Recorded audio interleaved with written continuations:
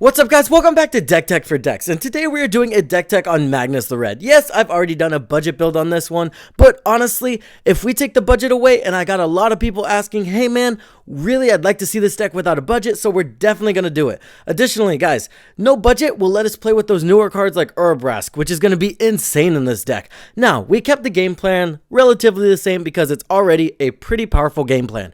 One, we're going to include those buyback spells because buyback does work with the cost reduction of Magnus, so we're going to be able to buy back those spells and we're basically going to be able to cast them for 1 mana, buffing our whole board up. And then we're going to include those cards that go ahead and give us a token whenever we cast an instant or sorcery spell, so now we're getting a bigger board. And lastly, we're going to end the game off with something like Crackle with power to do a bunch of damage to all of our opponents, killing them all at once. So if that sounds like a deck tech you're into, let's get into it. Let's get straight into the bread and butter of this deck. We have Urabrask, Stormkiln Artist, Burgi, and Runaway Steamkin. All of these can be used to go ahead and get infinite spell cast because all we really need is that 1 red mana whenever we cast a spell to go ahead and cast our buyback spells like Haze of Rage and Seething Anger. Now we're going to be able to cast these infinite times, creating an infinite board state whenever we have Talrand Sky Summoner, Third Path Iconoclast, Young Pyromancer, or Puppet Stitcher on the battlefield. So now we have a massive board state, we're able to cast infinite spells, and like I said, we've got infinite creatures. So what are we going to do with all of this value? Well, there's a couple ways. One, we can give all of our creatures haste and go ahead and kill everybody through combat damage, or we can use cards like Crackle with Power, Comet Storm, and Jaya's Immolating Inferno to deal exactly 40 damage to all of our opponents to kill them all outright. Unless, of course, we're using Urabrask for the infinite spellcast, right? Because he's going to deal the damage himself to take everybody out. Additionally, Urabrask's backside, the Saga side, is amazing for this deck as well. It can get rid of those pesky token strategies. Notably, we're a token strategy, so don't use this when we're ahead, but if we're behind, which can happen, this is a really good reset or soft reset for the rest of the board. It gives you some treasure tokens, and then it gives you access to everybody's graveyard, including yours. And notably, he will flip back around whenever we get that, so we will be able to use that extra red mana while we're casting spells from the graveyard. Amazing. Let's move on to the token creating portion of the deck. We have Dragon Fodder and Rouse Reinforcements. These are just super good 2-drops that just throw some tokens onto the battlefield for us to get that token train going. Hordling Outburst and Goblin War Party, just throwing more of those 1/1s onto the battlefield. Notably, Goblin War Party can be used to give our whole board haste in a scenario where we have a ton of tokens that we need to attack that turn. Goblin Offensive, this one's really good because we're going to reduce the cost of it by the tokens we already have, so this can effectively almost double our board in a way, Brass's Bounty, amazing because we're usually going to be paying like 1 to 3 mana for this, and then we're going to have a massive amount of treasure tokens that will reduce the cost of all of our other spells while we're able to crack them for additional mana. Red Sun's Twilight is super solid for removing any of our opponent's artifacts while giving us artifacts. This can really set us up for an explosive turn. Release the Gremlins, another removal spell that can double as creating tokens, which is kind of just synergistic in the deck. Gyard's Belligerence, another one where again we're destroying our opponent's stuff, populating our board, creating more tokens. Stolen by the Fae, return a creature to their opponent's hands, and then you're just going to create a lot of little fairy tokens. Access Denied and Spell Swindle can counter a spell and then create us a lot of tokens off of countering that spell. Super solid, synergizes perfectly with the deck. Let's move on to the supporting cards of the deck. We have Spell Burst. More buyback spells is going to be amazing with this commander just because of the cost reducing part of our commander's ability. Additionally, we can counter almost every spell if we have a Stormkiln Artist on the battlefield. They try to cast something, we counter it, we get a treasure token to then again cast it more. And as long as we have a hefty board of tokens, they're not getting anything through. Reiterate, just a super solid way to copy a spell. Capsize, we can bounce our opponent's boards.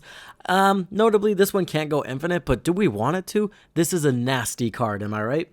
Past in Flames, I really like this card in the deck because it's always super expensive and it feels like it's not that impactful because you can't really cast much after paying that mana cost. Well, we're only going to be casting this for 1 red, so it's going to leave us a lot of wiggle room as far as mana to cast a lot of stuff from our graveyard. Change of Plans and March of Swirling Mists. This will phase out our whole board, protecting our commander, our tokens, and anything we don't want to get board wiped. Super solid. Swiftfoot Boots, Really good for protecting our commander. They're gonna be gunning for our commander. Mystical Tutor and Solve the Equation. Good cards for tutoring up those buyback cards whenever we need them, whenever we're ready to win the game. The best card to tutor up in the deck is by far Haze of Rage, right? Because it has Storm. Storm's broken. As long as you have 3 creature tokens, this is just gonna cost you 1 red mana, right? And then you can cast it again and again, and you're going to get additional copies for each time you cast it.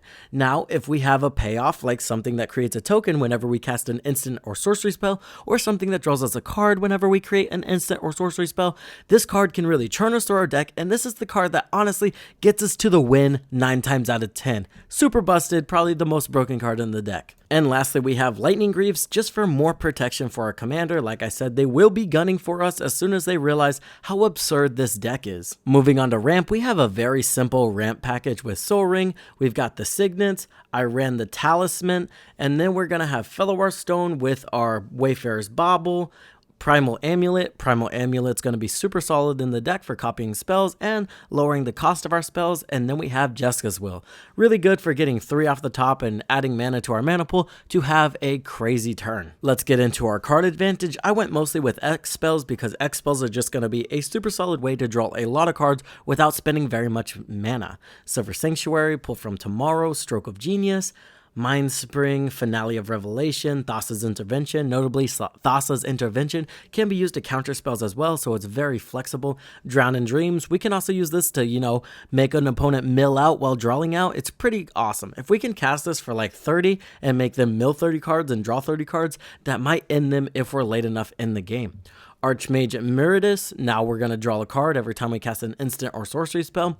Jin-Gitaxias, I like this card because honestly, there's a lot of 3 CMC spells in the deck. I mean, we're never going to be paying 3 CMC for them, but just the fact that this is just going to draw us a lot of cards. Additionally, we flip it around, we get some more cards, we get a board wipe, and a solid Omniscience for a turn. This can literally turn the tide of battle whenever we're super behind. Windfall, just super solid whenever we're out of cards and our opponents have a lot of cards. Skull Clamp, this one's self-explanatory. We're creating a lot of 1/1s, and Skull Clamp is super broken for sacrificing 1/1s to draw 2 cards. Lastly, guys, let's talk about removal. We have Logic Knot and Syncopate for some more X-Spell shenanigans. Vandal Blast, this card is becoming more and more important because of the rise of those artifact strategies with all of those new commanders. Descent of the Dragons. Now, this card has kind of 2 roles in the deck. Now, it's solid removal. 100% better giving someone a vanilla 4/4 than letting them have their commander, or maybe a Jin-Gitaxias or Urabrask. Now they've got a vanilla 4/4 dragon. The other side of it is we can turn all of our 1/1s into giant dragons, and like I said, we're gonna have more dragons, we're gonna have more fodder on the battlefield, so whoever has the biggest board after everybody gets a bunch of vanilla dragons is whoever ended up with the most vanilla dragons, which will be us 9 times out of 10. Chaos Warp, super solid for getting rid of any problem on the board, Then we run some super solid, cheap counter spells with an Offer You Can't Refuse, Arcane Denial, and Swan Song. Now, I know we have those X-Spell counter spells in there, but honestly, those are only useful once we have a board state. So now we can use these cheap counter spells whenever we don't have a board state, whenever we're just trying to build up. And once we get a board state, we can switch on to the X counter spells, which are just pretty efficient for a deck, 1 mana counter a spell. Not really normal, but in this deck, it can become normal. So that's why I included those and these other ones. That's going to do it for the deck tech, guys. As always, I hope this helped you in your deck building endeavors.